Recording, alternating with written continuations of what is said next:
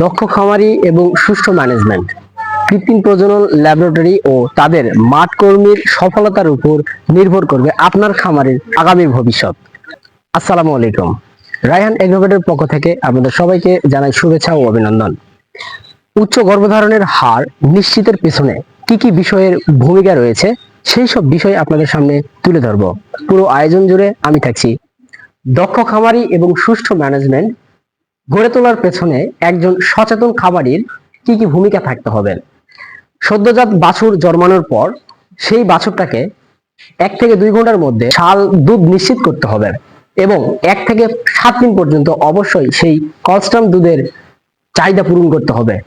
অন্তত মিনিমাম 1 থেকে 1 মাস পর্যন্ত তার বডি ওয়েট অনুযায়ী নির্দিষ্ট পরিমাণ তাকে দুধ খাওয়াইতে হবে এবং সেই বাচ্চাটা ধীরে ধীরে তাকে কনসেন্ট্রেট খাবার এবং র্যাফেস খাবার খাওয়ানোর মাধ্যমে সুষম খাবার নিশ্চিত করার মাধ্যমে তাকে বেড়ে তুলতে হবে এবং অবশ্যই সেই বিসিএস টা মেনটেন করতে হবে, বডি কন্ডিশন স্কোর।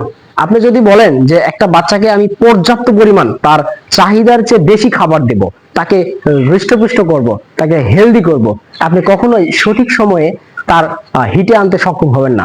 তার বডি স্কোরটা হতে হবে 2.75 থেকে 3.5 পর্যন্ত। তাহলে এই বডি স্কোর স্ট্যান্ডার্ড একটা লেভেলে সেই স্ত্রী বকনাটা বা গাভীটা সঠিক সময়ে হিটে আসতে পারবে। আরেকটা বিষয় আপনাদের লক্ষ্য রাখতে হবে, কৃমিনাশক। তাকে সঠিক সময়ে কৃমিনাশক করাইতে হবে। এরপর যে বিষয়টা আপনারা দেখবেন যে তার বয়সটা হয়েছে কিনা।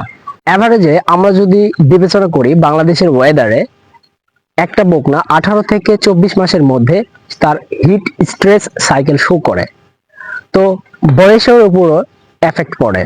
আরেকটা বিষয় যে এই বয়সে সর্বোচ্চ পুষ্টি নিশ্চিত করতে হবে। আসলে পুষ্টির যদি ঘাটতি থাকে তাহলে তাদের যেই বডিতে হরমোনাল সিক্রেশন গুলা শো করবে না। অবশ্যই তাকে পুষ্টিকর খাবার প্রদান করতে হবে এবং বিভিন্ন ধরনের ভিটামিন মিনারেল তাকে সাপ্লাই করতে হবে। আরেকটা বিষয় আপনারা খেয়াল করবেন, সেটা হচ্ছে যে খামারের বায়োসিকিউরিটি, এই জিনিসটা কিন্তু অবশ্যই নিশ্চিত করতে হবে। তো আমরা একজন দক্ষ এবং সচেতন খামারি হিসাবে তো ওভারঅল সকল কিছু বিবেচনার মধ্যে দিয়ে যদি আমরা তাদের সকল কিছু ম্যানেজমেন্টটা সঠিকভাবে রাখতে পারি, তাহলে ওভারঅল আপনাদের খামারের প্রোডাকশন গুলো কিন্তু সামনের দিকে গ্রো করবে।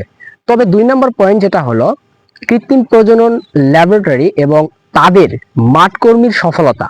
যে ল্যাবরেটরিতে যে প্রসেসের মাধ্যমে সিমেন্ট উৎপাদন করে, একবারে বুল থেকে সিমেন্ট কালেকশন থেকে শুরু করে নাইট্রোজেন ক্যান পর্যন্ত যে সংরক্ষণের যে প্রসেসটা, সেটা যদি সঠিকভাবে মেনটেন করা হয় এবং সেখান থেকে সিমেন্ট কালেক্ট করার পর একজন এআই কর্মী যদি সেই হিটে আসা গাভীতে সঠিকভাবে স্থানান্তর করে এবং সেই সময় পর্যন্ত যদি সঠিক প্রসেসের মাধ্যমে স্থানান্তর করতে পারে, তাহলেই সম্ভব যে একটা বকনার বা একটা গাভীর যে গর্ভধারণের সর্বোচ্চ নিশ্চয়তা বা সর্বোচ্চ নিশ্চিত, এই যে একটা কথা, সেই এতদূর পর্যন্তই প্রথম থেকে A to Z পর্যন্ত কোনো খামারি বা কোনো এআই কর্মী যদি এই প্রসিডিউর অনুযায়ী যদি মেনটেন করে আসতে পারে, তাহলেই আমরা বলতে পারবো যে গর্ভধারণের হার শতভাগ কখনোই সম্ভব না।